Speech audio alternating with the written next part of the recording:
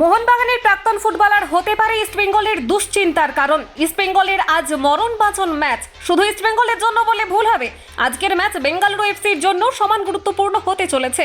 চলতি মরশুমে দুই দলের পারফরমেন্সে 19-20-এর পার্থক্য। দুই দলই রয়েছে শেষ 6-এ থাকার দৌড়ে। বেঙ্গালুরু এফসি এবারে ইন্ডিয়ান সুপার লিগের শুরু থেকেই পরিচিত ফর্মে ছিল না। দলের কর্ণধার পার্থ জিন্দাল সোশ্যাল মিডিয়ায় হতাশা লুকিয়ে রাখেননি। জানুয়ারির ট্রান্সফার উইন্ডোকে কাজে লাগিয়ে ড্যামেজ কন্ট্রোল করার চেষ্টা করেছিল ক্লাব, কিন্তু কাজটা বিশেষ কিছুই হয়নি। বিগত কয়েক মরশুমের তুলনায় ইস্টবেঙ্গল বরং এই মরশুমে অনেক বেশি পরিণত ফুটবল উপহার দেওয়ার চেষ্টা করেছে। মরশুমের শুরুর দিকে ডার্বি জয়, তারপর সিজনের মাঝামাঝি কলিঙ্গ সুপার জিতে লাল হলুদ ক্লাবের ট্রফি খরা কাটিয়েছিলেন কার্লেস কোয়াদ্রাতের ছেলেরা। সেই ধারা বজায় রেখে ইন্ডিয়ান সুপার লিগের শেষ 6-এ জায়গা পাকা করে নিতে চাইবে ইস্টবেঙ্গল।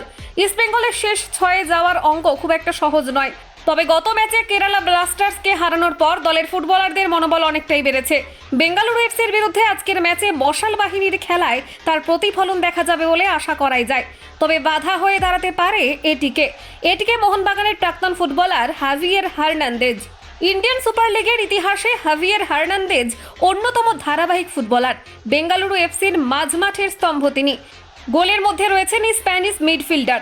গত 4টি ম্যাচের মধ্যে 2টিতে গোল করেছেন হাভিয়ের। সব মিলিয়ে 5টি গোল করে দলের সর্বোচ্চ গোলদাতাও তিনি। কলকাতা 24/7.in।